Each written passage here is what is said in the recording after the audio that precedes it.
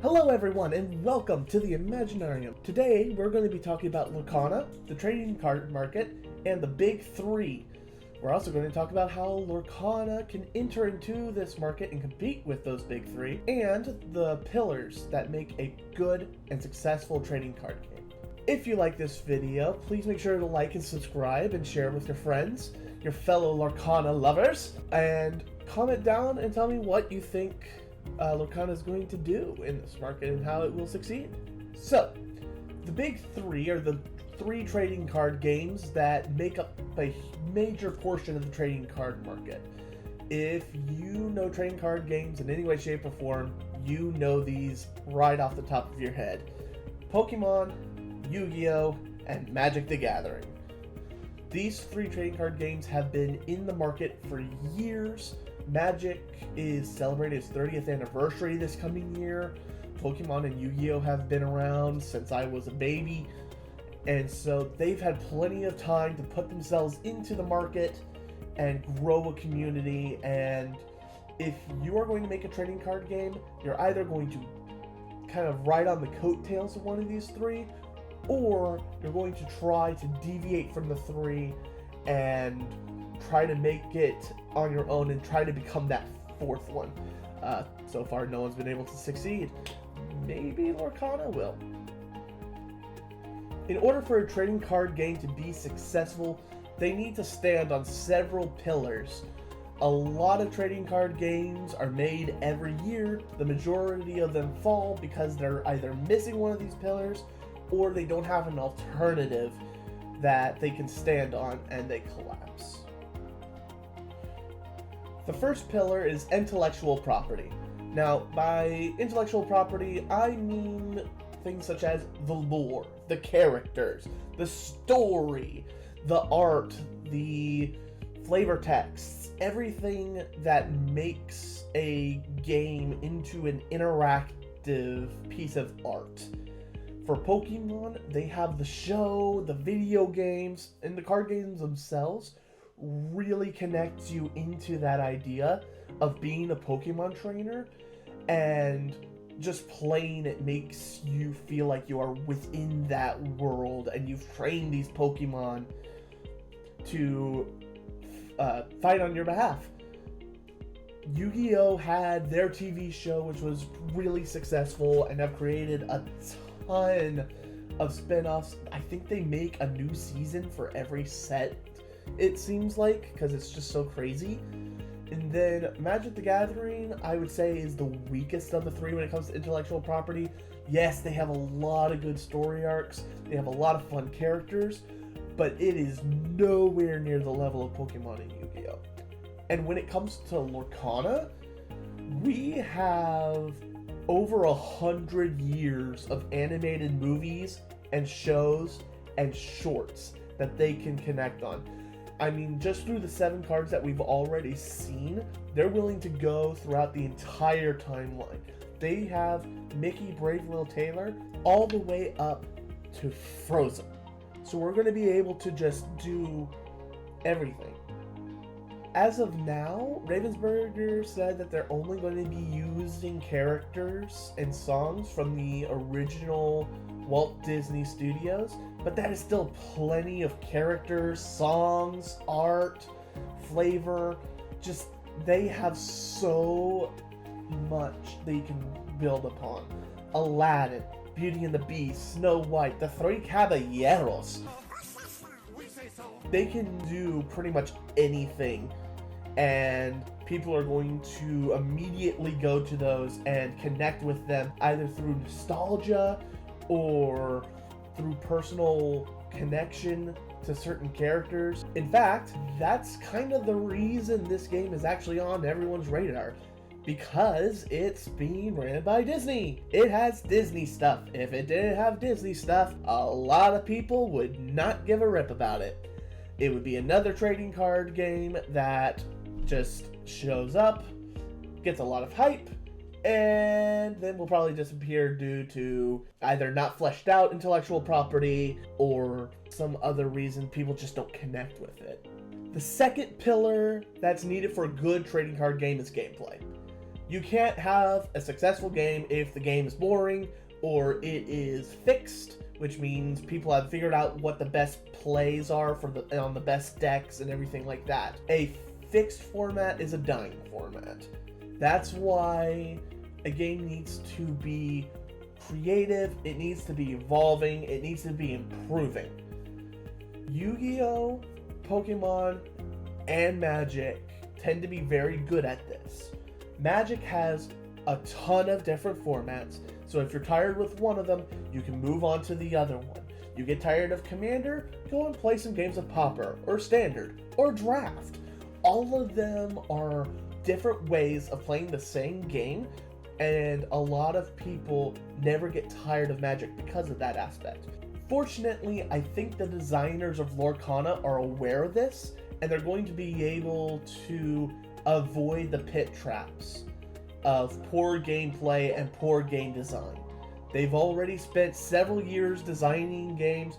They have a lot of experience in this field, so I have faith that they're going to be making a good, quality, balanced game, at least for the first couple sets.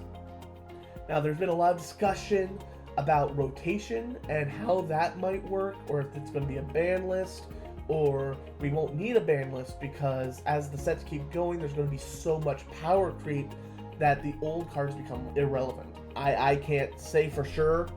I personally prefer a rotation based, such as Standard for Magic the Gathering, but again, you can have multiple formats. And I think Lorcana should kind of keep an idea on making a limited format. I love Draft in Magic the Gathering. It's one of my favorite, in fact, it's my favorite format. So if I'm able to draft Lorcana and play a form of Constructed with it, I'm going to be able to bounce between the two. Now, we don't quite know how the game is going to be played right now. I have a couple theories. If you want to watch my previous video about that, it's pretty cool. I hope you watch that one after this one if you're interested. Now, we don't know how this game is going to be played yet and the rules and all that, but there's a lot of people that are already coming in and are super excited to play it, and from the little hints that we've gotten here and there, it seems to be a very nice game that's not too complex. Ravensburger said they're not reinventing the wheel when it comes to trading card games, so we're not going to see any super complex things. I think it's going to be a dialed-down combination of Pokemon and Magic gameplay-wise, which is very nice for families and younger children, which Lorcana seems to be giving a vibe that they're going to be focusing on that, as well as organized play and tournament play. The third pillar for a good trading card game is community. You can't have a successful game if people are not playing it. And people aren't going to play it unless they have a sense of community and people to play it with. That includes organized play as well as kitchen table play. Now, Disney has already built a massive community just through their movies and everything like that. So I don't think they're going to have an issue in terms of community.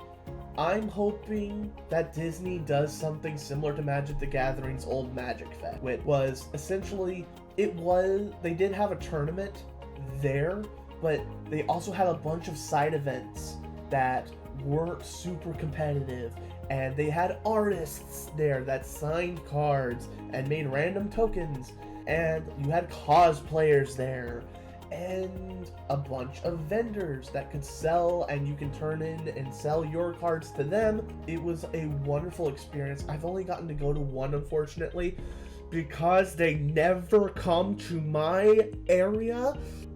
But yeah, community is a super important part of a trading card game, and if you don't really have one, then you don't have a game, and you're not going to make money. Speaking of money, trading cards are expensive. Especially the super rare collectible ones, like the Mickey Mouse ones that were handed out at D23. How expensive are those now?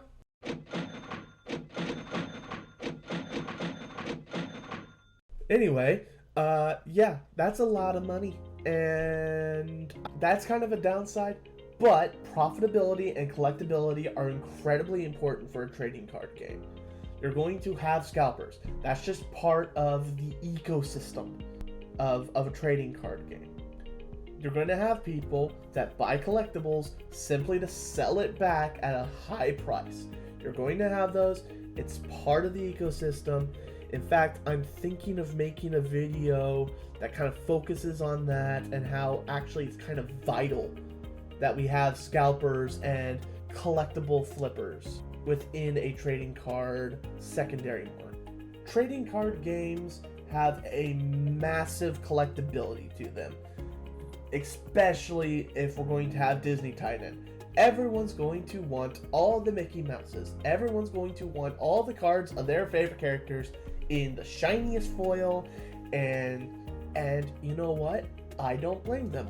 I'm not one of those people, but hey, you do you. But what this does is it creates a profitability.